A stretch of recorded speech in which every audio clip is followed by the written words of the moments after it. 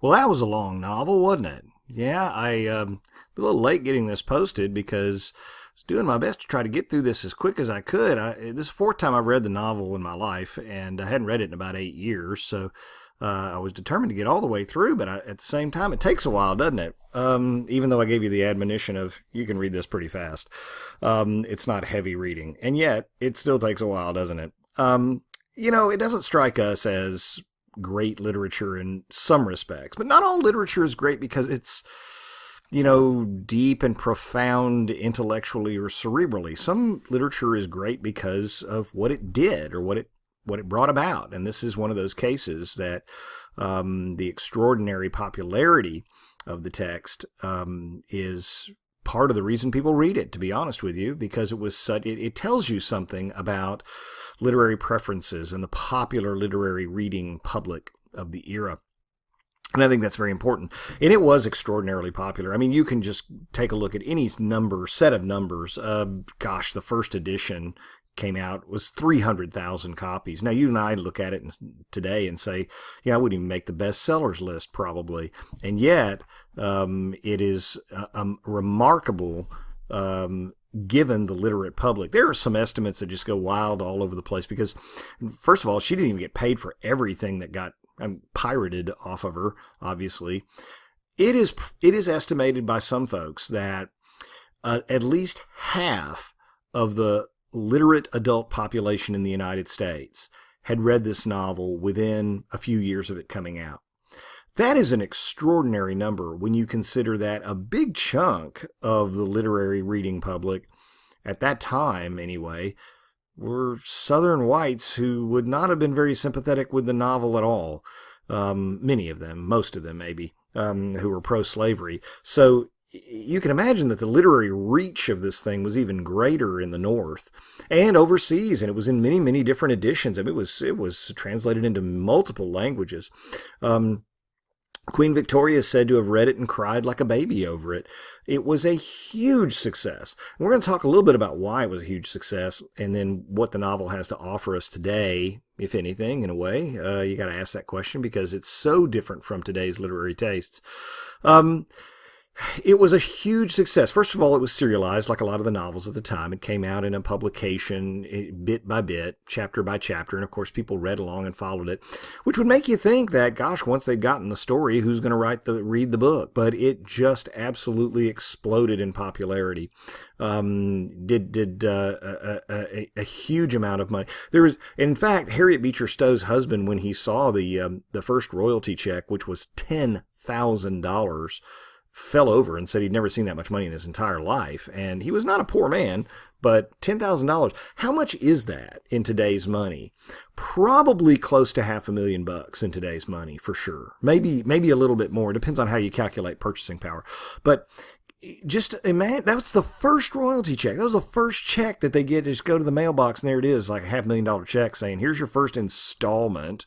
There were reports of publishing firms cranking out 10,000, 20,000 copies a week for weeks on end. It was just a tremendous popular smash hit. It is, by the way, I think it's probably, if you adjust it for population, it probably is the most popular novel ever published by an American. I mean, there are people who've sold more copies of a novel today, but think about it. There's like 350 million people in the United States today. And you'd have to sell, 200 million copies, frankly.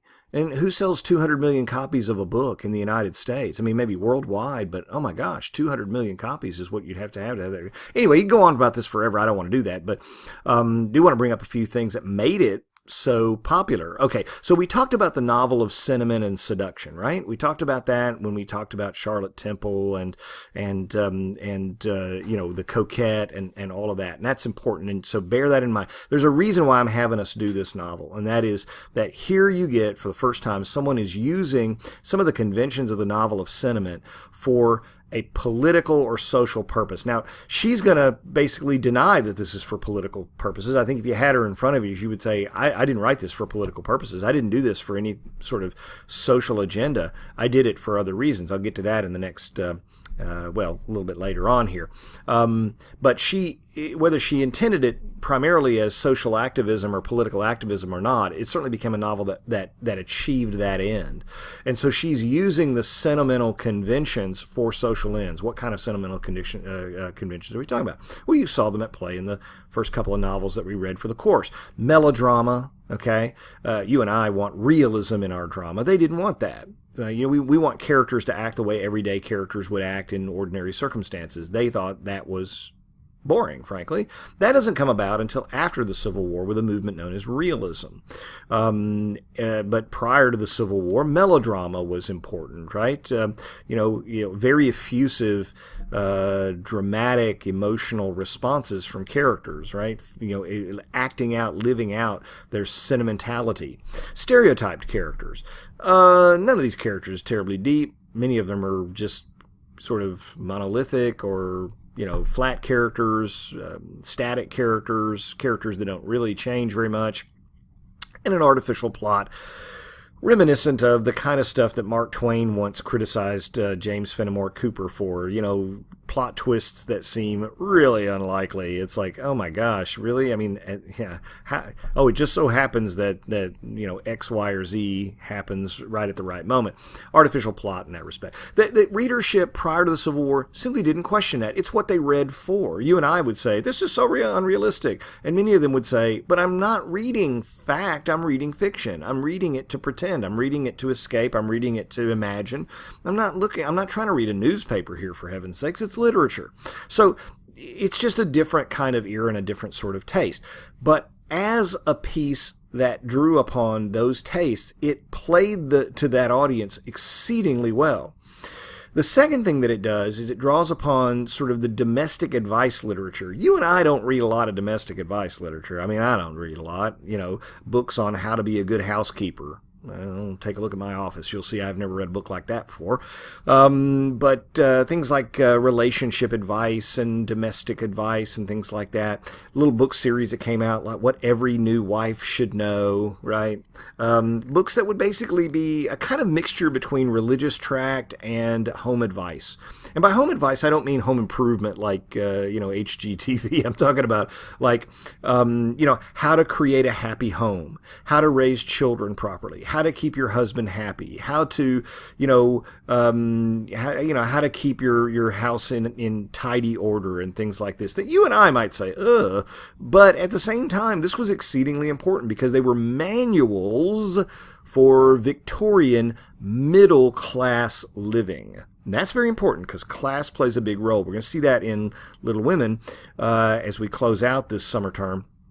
That what was very prevalent at the time, these books just came out. They were just churned out by the barrel full of how to run a household. And a lot of this was about people who were trying to very desperately be part of the newly emerging middle class, right? So you would read a book on how to keep your household, have the philosophy of housekeeping, the philosophy of child rearing, because educated middle class people who were people of means, who aspired to be people of consequence within their community, wanted to make sure that they were doing things right. They were doing things in an upstanding way. And again, these were often mixed with sort of religious messages, or at least there was a very strong, heavy undertone to that. So these books being out, she's playing into that as well. You say, well, how? This is not a household advice book. This is not a domestic advice. It's not a marriage advice book. It's not a child rearing advice book. No, but what she's doing here is playing off the popularity of those. Why? Because those sorts of books, which we tend to poo-poo today in pish-posh and other kinds of outmoded epithets, we tend to look at those and say, oh, those were just trash books and they just show female oppression and whatnot. Well, hold on a moment, because they were actually vehicles that allowed a lot of women writers a voice to weigh in on matters of political interest by framing the issues of the day in moral or religious questions, I should say. In other words, it wasn't within a woman's sphere to get involved in the public realm, the political realm, the external realm. It was strictly, domestic, household, local, internal, and yet advice books were a way that women frequently spoke out about what happened in the household affected the public square. Okay? And so it was a way of exerting a voice. Okay? Now, you and I might look at it and say, well, it wasn't much of a voice, but at the same time, you don't disrespect it. Okay? Don't disrespect it. It was what was available to women at the time, and many women developed quite a following. Many women were quite successful. Many women had some interesting and provocative things to say. Sometimes they strike us as being a little oddball or very much out of step with modern mores, but at the same time, they were powerful and influential. And we can't overlook that. Don't overlook that. Just because they don't match up with our value system doesn't mean they weren't important at the time. Okay? So, heretofore, the slavery had been seen as a political issue. This is important. This is really important. If you don't get anything else from the novel, get this. And that is, prior to Uncle Tom's Cabin, I think it's very fair to say that slavery was seen by almost everyone on both sides of the issue as a political issue. Harriet Beecher Stowe's novel makes it a religious and moral issue. And that's an important fundamental change. Everyone was arguing about, well, which states are going to be slave and which are going to be free, and how would we do this, and should we resettle people in Liberia? What should we do? How should we do? How should we make a deal? How can we compromise? What about the legal things? Stowe bypasses all of that. Why? Because as a upper middle class white wife, she goes into domestic advice book mode, into sentimental novel mode, and says, I'm not going to talk about this as a political issue. I'm going to talk about this as a family issue, as a religious, a moral issue, a domestic issue. Because Stowe saw this as a religious book. And in fact, Tom is, if you want to look at it this way, Tom is a missionary. He is on a mission. He is a missionary. He is a sort of embodiment of a Christ-like figure who his whole life is a testimony to these quote-unquote heathens who continue to practice the barbaric institution of slavery. Tom gives his life for it. Tom is on a mission. He's a missionary among pagans, and I'm using that in quotations. You can't see it, but I am. Pagans who are not of the right faith, who do not have the truth, capital T truth, about morality, about human relationships, about the value of human life, about one's soul, about right living. He's a Christ-like figure. He's a missionary. She saw this as a religious book, not as a political tome. It wasn't a polemic. This was an attempt to appeal to the conscience, the religious conscience, the soul of the reader, not the mind, not the ballot box. That's not what she's looking at. And she's really aiming it mostly to female readers, and I'll address that in a second. She is cultivating the reader's sense of horror about the institution of slavery, not through violence. She doesn't really show a lot of violence. I mean, it doesn't get gory. I mean, she kind of does when Tom dies, right? When Legree basically kills the guy just out of just horrible. But she doesn't get all graphic with that because she doesn't need to do it. She wants to outrage the reader not through the depiction of violent behavior, but through the violation of the family structure. I'll give you another example. This is real important. Stowe never gets into this question of if we free the slaves, or this is the hotbed issue, right? Miscegenation, as they would say down south. Miscegenation, mixing of the races. We're going to have interracial marriage. Oh, Lord, Lord, Lord, right? And that was a huge, huge thing that Southern firebrand pro-slavery people would wag their finger at the North because they were appealing to Northern prejudices too. Don't think that the Southerners were the only ones that were racist in this. But they would say, you don't want that. You free these slaves and you're going to have white folks and black folks getting married, and then you're going to have mixed race babies, and this was a huge threat that they were using to Northerners, and knowing that Northerners had deep-seated prejudices as well against anything like that happening. They just can't imagine. That persisted, of course, all the way up through the 60s, and I guess some people still feel that way today. But at the same time, Stowe's argument is a very subtle one in the book. You don't have to worry about the mixing of the races. You've already got that with slavery. You already have that. It's just happening outside of the family structure. So the thing that Southern pro-slavery people kept threatening the North about with respect to you can't have freeing of the slaves because then you're going to have interracial marriage and you'll have, mixed race children. Stowe argues you got it already. You had that when you adopted slavery to begin with. You're just having it outside of the family structure. And in fact, because of it, you have men and women who are engaged in relationships here, if you can call it that. Mostly it was non-consensual, so we would call it rape, where you're having the same outcome only outside of the family structure. The other thing that she's doing here is with slavery, I'll give you another example here. With slavery, she's arguing when she depicts Eliza almost losing her child and others losing their children and being separated.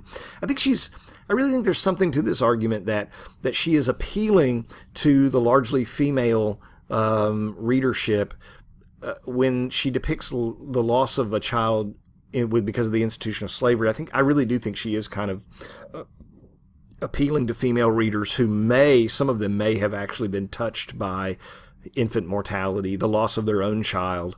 And so there is a lot of pulling on the heartstrings. You can see this, by the way, in the fact that periodically the text is self-reflexive. She's addressing it to mothers directly. There's a lot of direct addressing to the reader in sentimental fiction, isn't there?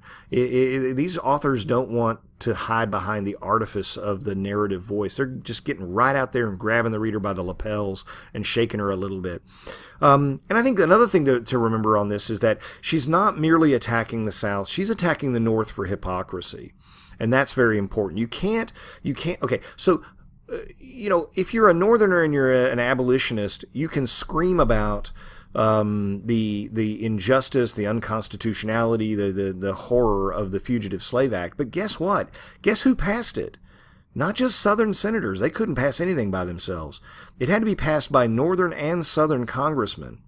And so somebody up north said, you know what? Let's just strike a deal. And we're selling our soul to the devil, but look, we got to get along because commerce has to continue. This is the selling out that she is trying to expose here, the hypocrisy that's involved. This is not mere. Now, of course, Southerners at the time were just screaming that this woman was like the daughter of Satan. I mean, you can only imagine. She was like persona non grata in the South, and that's putting it mildly. I mean, she was just the closest thing to just the greatest literary villain in the world, and you saw some really indelicate things said about her. But at the same time, I'm sure she didn't go on tours, book signing tours down at Barnes & Noble's in Atlanta or Memphis or Nashville. I can bet you that. But at the same time, she is a highly effective at what she does. I'm not going to put this up there with Moby Dick, and I'm not going to put this up there with, Jane Austen. It's just not. But at the same time, she understood what played well. And I don't mean that in a pejorative sense. She understood how to appeal to readers. If you're a rhetoric student, boy, the use of pathos here, we would think is over the top, sure. Because, it's kairos, it's situational, right? You got to go back to the era and what it valued, not what we value today. But as a person who knew how to strike while the iron was hot, how to use the right tools, how to get the message across. And again, she's not trying to convert people's political opinions. She's trying to convert their hearts. She's trying to appeal to their hearts, their minds, their consciences, their souls. You got to say it's probably the most effective treatment that has ever been seen in that regard. Next video, we'll talk about the characters and some other aspects of the novel.